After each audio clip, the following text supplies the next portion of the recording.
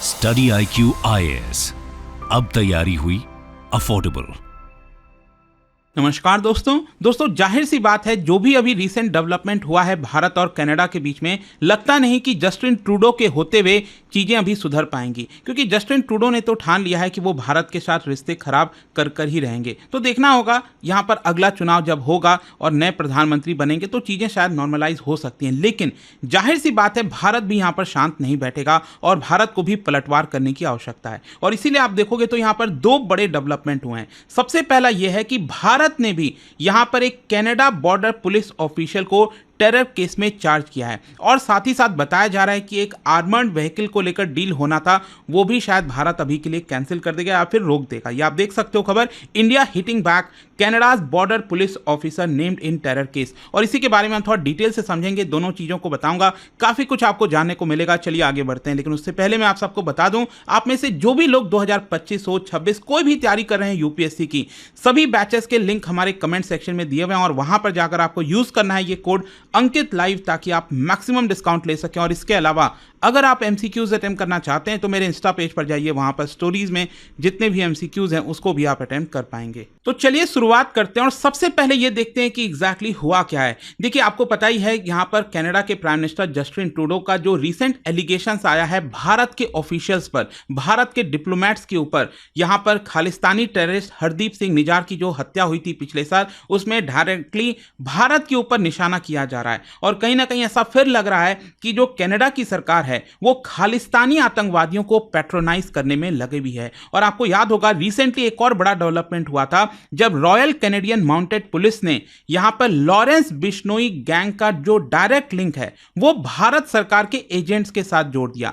मतलब ये जो लॉरेंस बिश्नोई गैंग है वो भारत सरकार के कहने पर यह काम कर रही है। इसको देखते हुए भारत ने भी पलटवार किया और कहा कि देखिए, हमने आपको पहले भी रिक्वेस्ट भेजा था कि जो लॉरेंस बिश्नोई गैंग के ऑपरेटिव्स हैं, ये जो लोग हैं ना, उसको आप हमारे पास भेजिए। मतलब हम चाहते हैं कि उनको भारत वापस भेजिए और उनके ऊपर हम केस चलाएंगे, उनको जेल में बंद करेंगे। लेकिन आपने तो ये किया नहीं, जबकि हमारे ऊपर आप उल्टा प्रहार कर रहे हो कि हम उनको सपोर्ट कर रहे हैं, जो कि बिल्कुल भी गलत है। और इसीलिए आप देखिए यहाँ पर जो मिनिस्ट्री ऑफ एक्सटर्नल अफेयर्स है भारत की तरफ से, उन्होंने बहुत डीप कंसर्न जाहिर किया है कि यहाँ पर कनाडा की सरकार उन लोगों के ऊपर एक्शन नहीं ले रही है जो एंटी इंडिया एलिमेंट्स हैं, जो कनाडा के धरती पर रहते हुए भारत के खिलाफ यहाँ पर काम कर रहे हैं। Despite Trudeau's claim of support for what he called one India policy, Bharat को बहुत डाउट है। रिसेंटली जस्टिन ट्रूडो ने बोला था कि वो वन इंडिया को सपोर्ट करते हैं, लेकिन यहां पर उनके कथनी में और करनी में बहुत बड़ा अंतर है। इसमें आपको बड़ा गैप देखने को मिलेगा।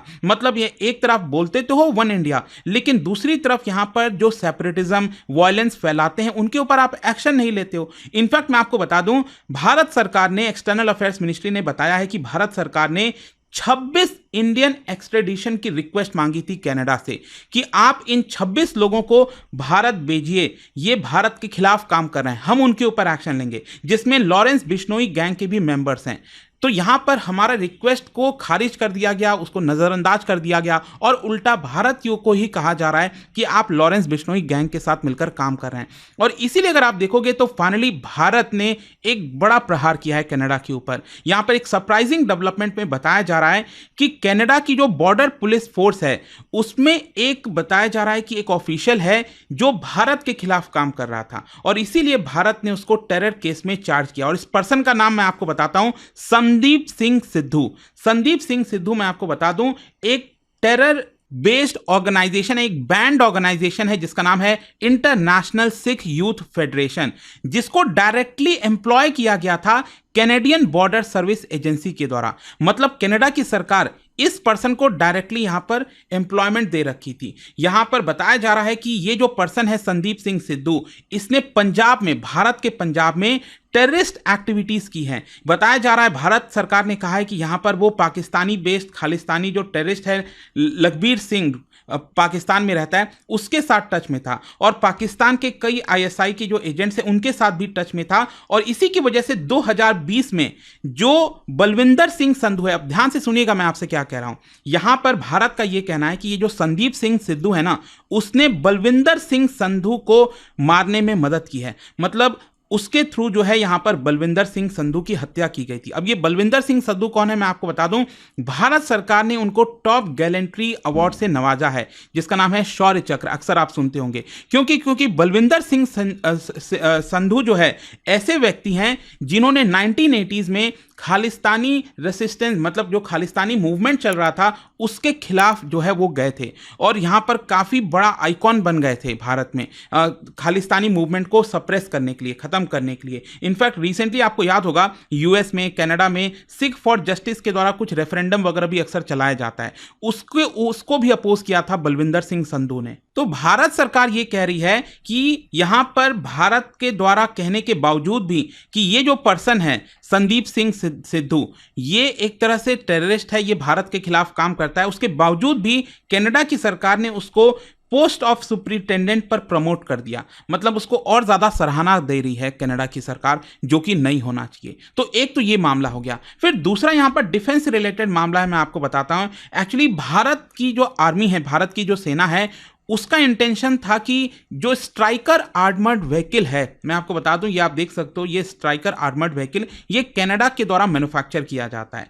तो इसको भारत की सेना कहीं ना कहीं एक्वायर करना चाहती थी और एक्चुअली क्या है कि इसका प्रयोग जो है वो एक्चुअली यूएस की आर्मी करती है, और इसीलिए भारत और यूएस के बीच में कुछ डिस्कशन चल रहा था कि यहां पर भारत क्या करेगा कि पहले ये जो व्हीकल है उसको डायरेक्टली भारत मंगाएगा और फिर उसका जो प्रोडक्शन है उसको भारत में भी किया जाएगा। तो ये जो स्ट्राइकर आर्मर्ड व्हीकल है ना, ये मैन्युफैक्चर किया जाता है भाई general dynamics land system Canada के द्वारा, और भारत चाहता था कि इसको इंपोर्ट करा के और फिर भारत में मैन्युफैक्चर करके यहाँ पर हम लद्दाख वाला जो एरिया आपको पता ही है, जो टेरेन वगैरह है अलग तरीके से, जो चाइना है वो लगातार यहाँ पर इंटरफेयर करता रहता है, तो कहीं ना कहीं हम वहाँ पर इसका इस्तेमाल करना चाहते थे। लेकिन पिछले साल में जो भी कुछ यहाँ पर हुआ है उसकी वजह से लगता नहीं कि यहाँ पर भारत ये जो व्हीकल है वो कनाडा से लेने के लिए तैयार होगा। ऑल्दो यहाँ पर कनाडा बहुत बढ़ चढ़कर प्रमोट कर रहा था कि भारत इस व्हीकल को ले, लेकिन आपको समझना है कि जो सिचुएशन बनी है उससे लग नहीं रहा। और मैं आपको यह भी बता दूं, भारत की जो कंपनीज हैं, भारत की जो डिफेंस कंपनीज हैं, जिन्होंने करोड़ों रुपए रिसर्च एंड डेवलपमेंट में खर्च किए हैं ताकि इसी प्रकार के व्हीकल्स बनाए जाएं, उन्होंने एक तरह से सरकार से कंप्लेन भी की है कि देखिए हमने इतने करोड़ों रुपए भारत में मेड इन इंडिया के तहत यहां पर आत्मनिर्भर भारत बनने के लिए बहुत सारा पैसा खर्च किया है, रिसर्च एंड डेवलपमेंट में पैसा खर्च किया है, तो हमें बाहर से कोई इस तरह की चीजें नहीं लेनी चाहिए। हमारे पास कैपेबिलिटी है कि हम उसको भी बना सकते हैं। और ये तो व्हीकल्स क्या होते हैं ना कि वो लोग अपने हिसाब से बनाते हैं, लेकिन भारत की जो रिक्वायरमेंट है वो काफी कुछ अलग होती है, तो हमें उसके ऊपर ज्यादा फोकस करना चाहिए। और ऐसा नहीं है कि भारत के पास इस तरह के व्हीकल नहीं है। मैं आपको बता दूं, व्हील्ड आर्मर्ड प्लेटफॉर्म, ये आप देख सकते हो, इस तरह का आपको कुछ देखने को मिलेगा। व्हील्ड आर्मर्ड प्लेटफॉर्म ये डेवलप किया गया है by defence research and development organisation and Tata, DRDO और टाटा एडवांस सिस्टम लिमिटेड के बीच में इसको डेवलप किया गया था। और आज के डेट में भारत में it is one of the most advanced armoured infantry combat vehicle.